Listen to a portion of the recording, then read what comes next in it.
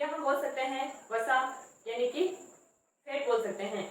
हमारा टॉपिक चल रहा था फूड एंड ह्यूमन हेल्थ और उसमें हम लोग कार्बोहाइड्रेट पढ़ चुके थे और फिर हम लोगों ने पढ़ा प्रोटीन और आज हमारा उसी के आगे का नेक्स्ट टॉपिक है और उसका नाम है लिपिड या फैट। जैसा कि मैं सबसे पहले आपको उदाहरण ही बता देती हूँ ताकि आपको ये समझ में आ जाए कि हम लोग किसके बारे में बात कर रहे हैं। तो दोस्तों यहाँ पर फैट या लिपिड में हम लोग बात करते हैं ऑयल की या हम लोग बात करते हैं घी जैसे चिकने पदार्थों की।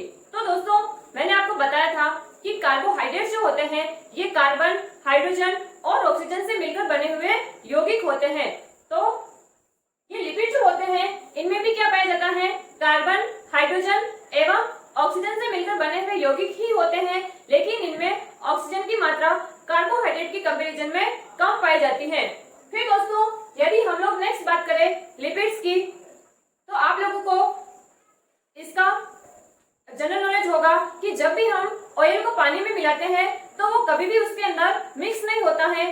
इसका मतलब हम ये कह सकते हैं कि लिपिड्स जो होते हैं ये जल में क्या होते हैं, अघुलनशील होते हैं। लेकिन यदि हम लोग लिपिड को उसके जैसे ही पदार्थों के अंदर यानी कि कार्बनिक पदार्थ जैसे कि अल्कोहल है, ईथर है, क्लोरोफॉर्म है, इन सभी के अंदर यदि हम उसको सोल्यूबल करें तो वो उसके अंदर क्या होता है, घुलनशील होता है। तो दोस्तों सबसे पहले हम लोग इन पॉइंट्स को नोट करेंगे। तो पहला पॉइंट हो जाएगा कार्बन, हाइड्रोजन व ऑक्सीजन से मिलकर बने यौगिक।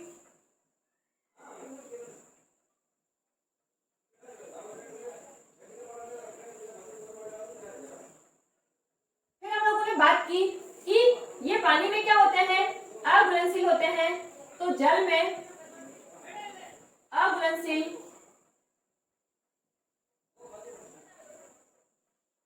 यानी कि इनसोल्यूबल इन वाटर।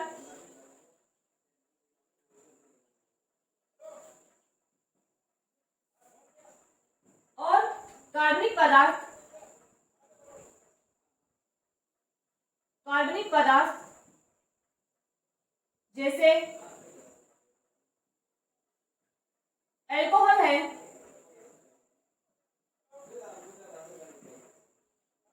ईथर है, क्लोरोफॉर्म है,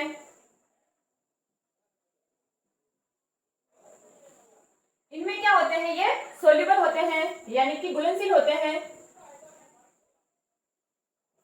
वैसे फ्रेंड्स ये जो लिपिड्स वाला टॉपिक है यहाँ से क्वेश्चंस जो है वो कंपटीशन एग्जाम के अंदर नए का बराबर पूछा जाता है, लेकिन क्योंकि लिपिड जो है वो भी क्या है, बैलेंस डाइट का एक पार्ट है, इसीलिए हम लोग इसके बारे में यहाँ पर पढ़ रहे हैं। तो यहाँ पर हम लोगों ने बात की। अब हम लोग बात करें कि ये जो लिपिड्स होते हैं ये 3 प्रकार के होते हैं। तो लिपिड्स के प्रकार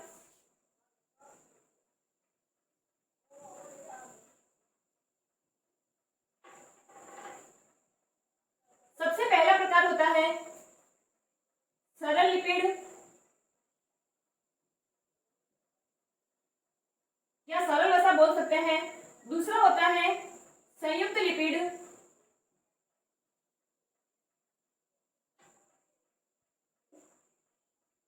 दूसरा होता है व्युत्पन्न लिपिड।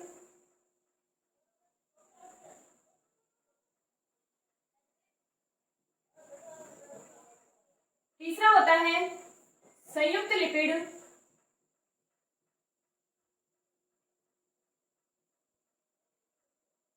यहां पर सिंपल फैट हो जाएगा,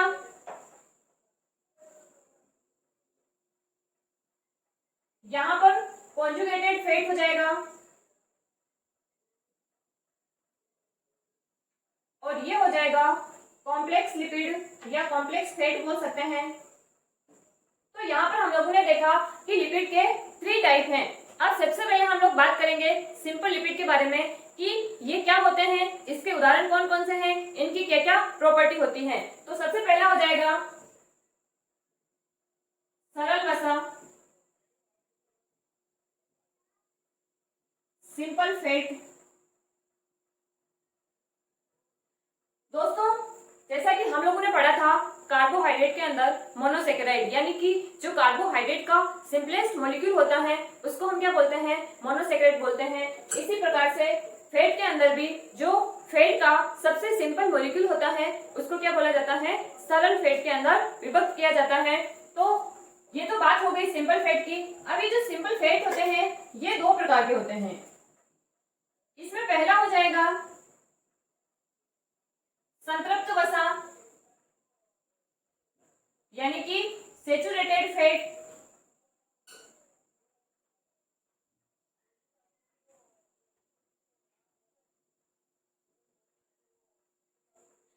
और दूसरा हो जाएगा है उसमें से पहला हो जाएगा संतृप्त वसा यानी कि सेचुरेटेड फैट और दूसरा हो जाएगा असंतृप्त वसा यानी कि अनसेचुरेटेड फैट।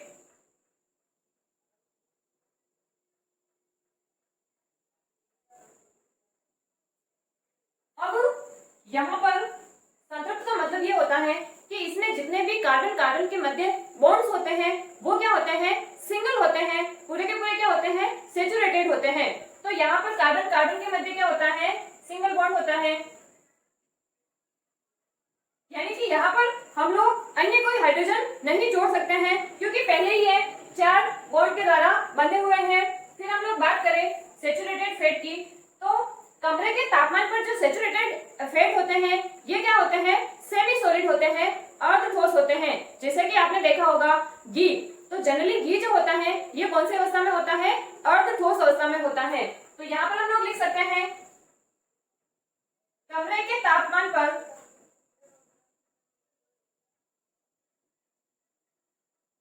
अर्ध ठोस होते हैं,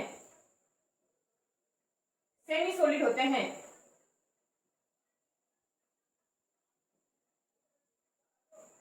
उदाहरण की यदि हम लोग बात करें तो उदाहरण हो जाएगा इसके अंदर घी। अब हम लोग बात करें अनसेचुरेटेड फैट की, तो इनमें कार्बन कार्बन जो होता है इनके मध्य डबल बॉन्ड भी हो सकता है या फिर कार्बन कार्बन के मध्य त्रिबंध भी हो सकता है, यानी कि डबल और ट्रिपल बॉन्ड।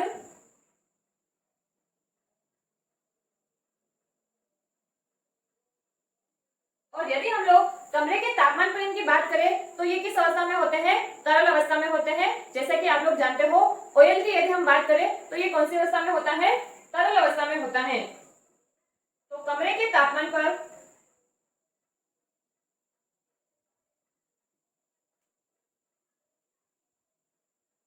तरल या लिक्विड अवस्था में होते हैं।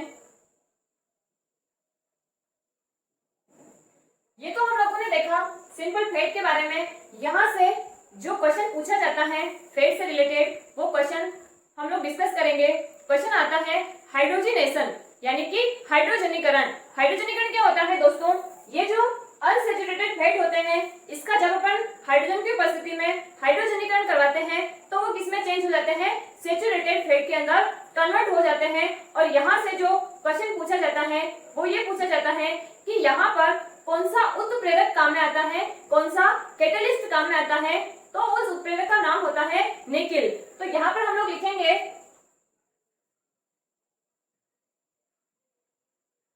हाइड्रोजनेशन। यहाँ पर हमारे पास क्या होता है, असंतृप्त वसा होती है, यानी कि अनसेचुरेटेड फैट होता है।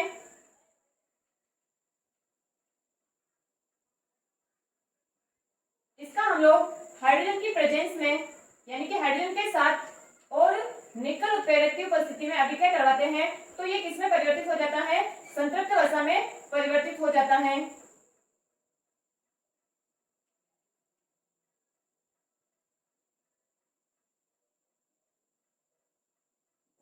अब दोस्तों हम लोग नेक्स्ट बात करें तो संतृप्त वसा जो होती है इसको हम लोग येलो एंड ब्राउन फैट भी बोलते हैं।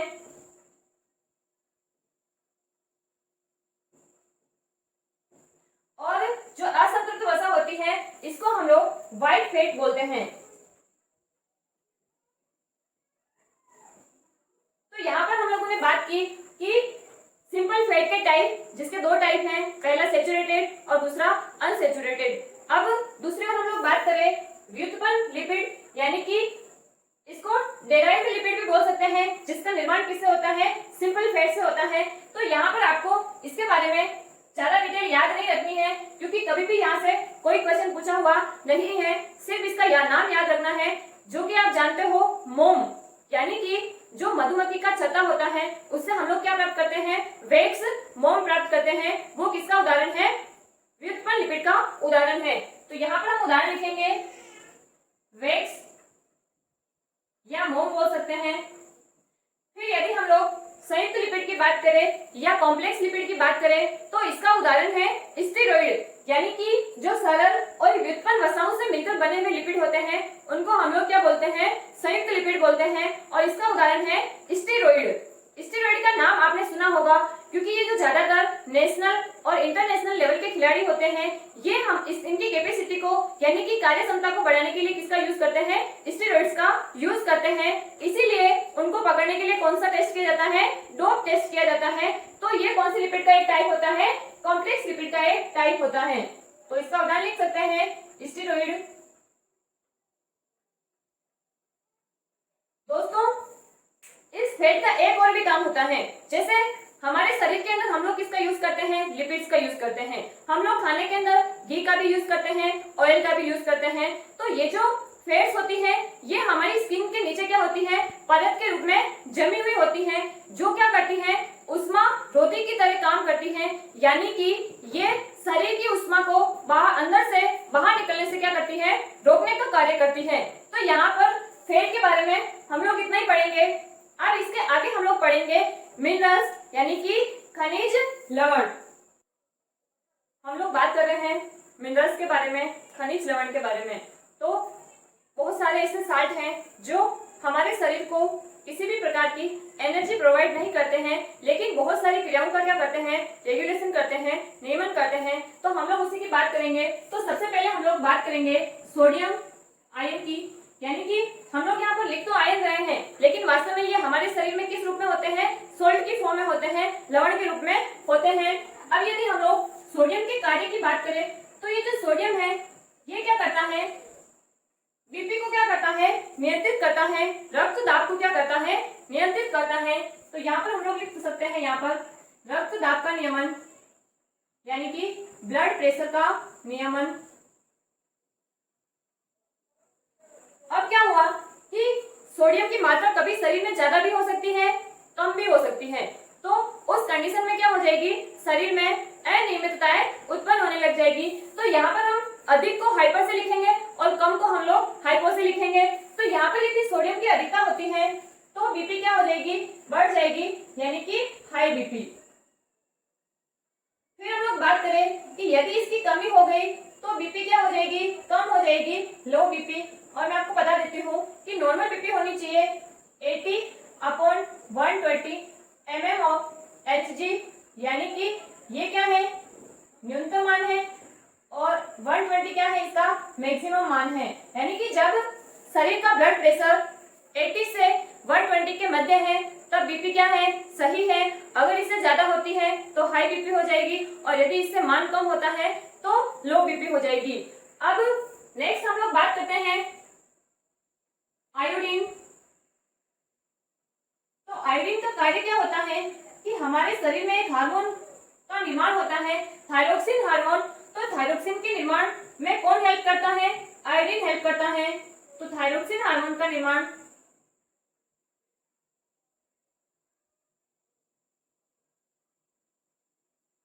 अब क्या हो सकता है, आयोडीन की अधिकता भी हो सकती है और इसकी कमी भी हो सकती है। तो यदि शरीर में आयोडीन की कमी हो जाती है तो उस डिजीज का नाम होता है ग्रेव्स डिजीज, ग्रेव्स रोग। उसमें क्या होता है कि उस व्यक्ति की आंखें जो है वो मेंढक की तरह क्या हो जाती है, बाहर उभर कर आ जाती है।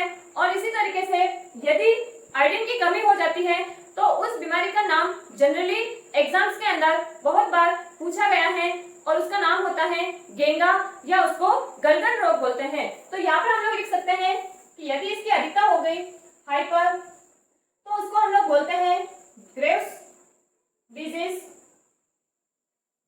मेंढक की तरह आंखें हो जाएगी, यहाँ पर लिख सकते हैं हम लोग।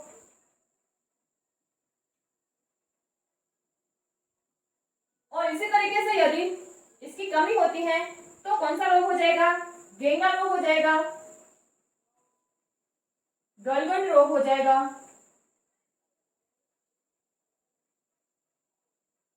मिनरल्स के बारे में जनरली कभी कभार पूछ लिया जाता है, इसीलिए यह आप लोगों को ध्यान रखना है। अब हम लोग बात करेंगे नेक्स्ट, तो तीसरा हमारा है Fe+2, यानी कि हम लोग बोल सकते हैं आयरन। और जैसा कि हम लोग जानते हैं कि हमारे शरीर की जो लाल रक्त कणिकाएं होती हैं, आरबीसी जो होती हैं, उसमें हीमोग्लोबिन पाया जाता है और हीमोग्लोबिन में क्या पाया जाता है, आयरन पाया जाता है। इसका मतलब क्या हुआ कि आयरन जो है ये रक्त के निर्माण में सहायता करता है।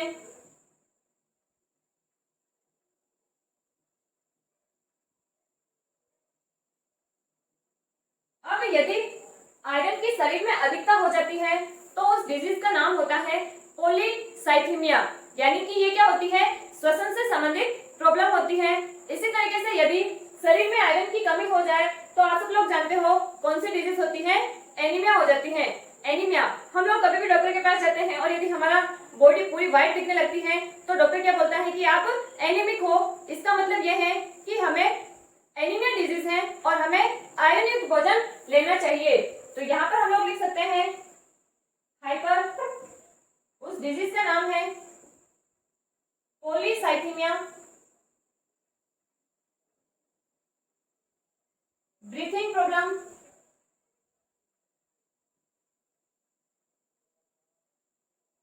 इसी तरीके से यदि इसकी कमी हो जाए तो उसको बोलते हैं एनीमिया। अब हम लोग नेक्स्ट बात करते हैं, तो नेक्स्ट आयन हो जाएगा कैल्शियम। और ये कैल्शियम क्या करता है, बोन्स के निर्माण में हेल्प करता है, यानी कि हमारे शरीर में हड्डियों का निर्माण, अस्थियों का निर्माण कौन करता है, कैल्शियम करता है। यदि इसकी कमी हो जाएगी तो हमारा शरीर क्या हो जाएगा, हमारी हड्डियां कमजोर हो जाएगी और हम लोग भी क्या हो जाएंगे, वीक हो जाएंगे। तो अस्थियों का निर्माण करवाना,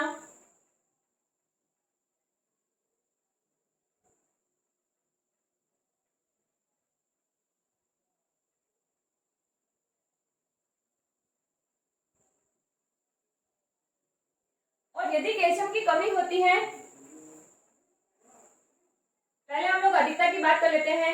यदि कैल्शियम की अधिकता होती है तो शरीर में क्या बनने लग जाते हैं, क्रिस्टल बनने लग जाते हैं, यानी कि पथरी का निर्माण होने लग जाता है। जैसा कि हम लोग बोलते हैं कि पथरी का कारण क्या होता है, कैल्शियम ऑक्सलेट होता है। तो यहाँ पर हम लोग लिख सकते हैं पथरी बनना, स्टोन फॉर्मेशन। और यदि इसकी कमी हो जाती है तो कौन सा रोग हो जाता है, रिकेट्स रोग हो जाता है, यानी कि बोन्स जो है ये कमजोर हो जाती है। फिर हम लोग बात कर रहे हैं नेक्स्ट मिनरल की, तो हो जाएगा फास्फोरस।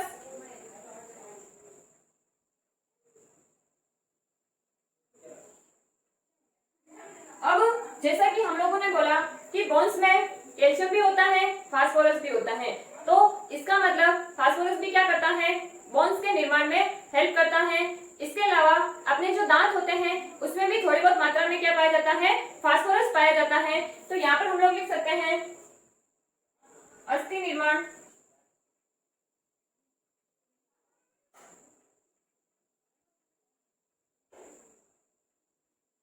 अब यदि हम लोग नेक्स्ट बात करें कि फास्फोरस की अधिकता से कौन सा रोग होता है, तो फास्फोरस की अधिकता में क्या होता है कि जो चाइल्ड होता है वो मेंटली क्या हो जाता है, वीक हो जाता है, मेंटली क्या हो जाता है, रिटार्डेड हो जाता है। और यदि इसकी कमी हो जाए तो अपनी बोन्स क्या हो जाती है, वीक हो जाती है। तो यहाँ पर हम लोग लिख सकते हैं हाइपर होने से मेंटली प्रॉब्लम, और यदि इसकी कमी हो जाए तो बोन्स जो है वो क्या हो जाएगी, वीक हो जाएगी। फिर हम लोग नेक्स्ट और लास्ट इंपॉर्टेंट मिनरल की बात करें तो वो हो जाएगा फ्लोरीन।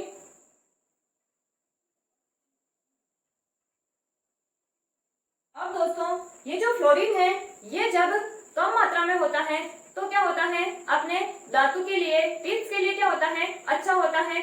लेकिन यदि फ्लोराइड की मात्रा पानी में बढ़ने लग जाए तो दांत क्या होने लग जाते हैं, खराब होने लग जाते हैं, जिसको हम लोग बोलते हैं फ्लोरोसिस रोग। तो यहाँ पर हम लोग लिख सकते हैं दंत निर्माण में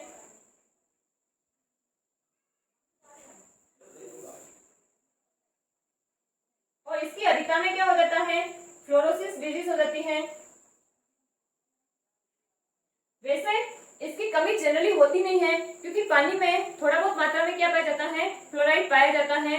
अब यदि इस फ्लोराइड की बात करें तो ये क्या करता है, साल्ट की फॉर्म में पाया जाता है। और यदि मृदा के अंदर अधिक मात्रा में फ्लोराइड है तो वो भूमि क्या हो जाती है, बंजर हो जाती है, वो कृषि के लिए क्या हो जाती है, अनुपजाऊ हो जाती है।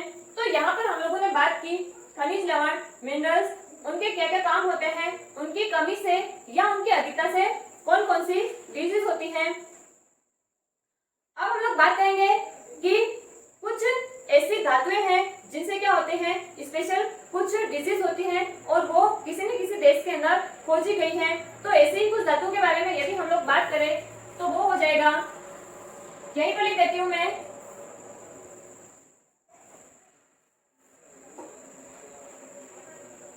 इंपोर्टेंट पॉइंट्स बोल सकते हैं हम लोग।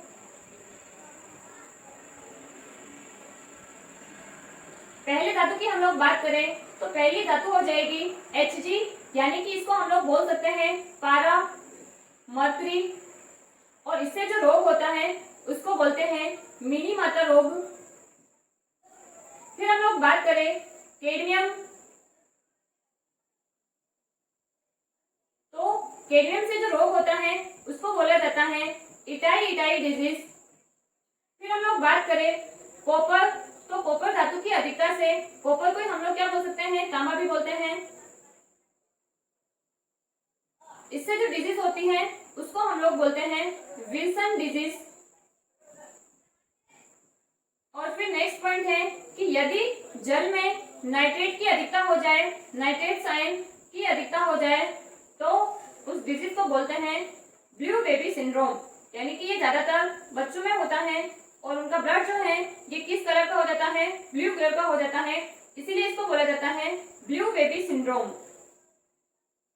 यहाँ पर ये पॉइंट्स डिस्कस करना जरूरी था क्योंकि यहाँ से बहुत बार क्वेश्चन पूछा हुआ है, यहाँ से भी पूछा हुआ है और यहाँ से भी लगभग छोटे जो एग्जाम्स होते हैं जैसे कि पटवार है, सुपरवाइजर है, इन एग्जाम्स के अंदर यहाँ से क्वेश्चन बनने की बहुत अधिक संभावना रहती है। फिर हम लोग बात करें कि जल की, तो जल आप सब लोग जानते हो कि ये क्या होता है, यूनिवर्सल सॉल्वेंट होता है, सार्वत्रिक क्या होता है, विलायक होता है, क्योंकि ज्यादातर जो पदार्थ होते हैं ये पानी में क्या हो जाता है, घुलनशील हो जाते हैं। फिर यदि हम लोग बात करें कि जल का पीएच कितना होता है, तो जल का पीएच हम लोग मानते हैं 7, यानी कि पानी जो होता है उसको हम लोग क्या मानते हैं, उदासीन मानते हैं। अब वैसे तो हम लोग जानते हैं कि ज्यादातर वाटर क्या होता है, पोल्यूटेड होता है, लेकिन फिर भी कुछ जगह पर हम लोग उसको साफ भी मानते हैं, शुद्धतम जल भी मानते हैं। तो यदि हम पर्यावरण में प्राकृतिक रूप से सबसे शुद्धतम जल की बात करें तो वर्षा जल को हम लोग क्या मानते हैं, शुद्धतम जल मानते हैं, नेचुरल प्योरेस्ट वाटर। तो ये क्या होता है, पानी का, बारिश का जो जल होता है यानी कि जो वर्षा का जल होता है उसको हम लोग क्या मानते हैं, शुद्ध जल मानते हैं। इसी तरीके से यदि हम कृत्रिम रूप से शुद्ध जल की बात करें तो कृत्रिम रूप से जो अशुद्ध जल होता है यानी कि डिस्टिल्ड वाटर होता है उसको हम लोग क्या मानते हैं, शुद्ध जल मानते हैं, डिस्टिल्ड वाटर। तो इस टॉपिक को आज हम लोग यहीं तक पढ़ेंगे। अब हमारा फूड के अंदर जो बैलेंस डाइट का पार्ट था उसका लास्ट टॉपिक बचा हुआ रहता है, उसका नाम विटामिन्स है, उसको हम लोग नेक्स्ट सेशन में देखेंगे। धन्यवाद दोस्तों।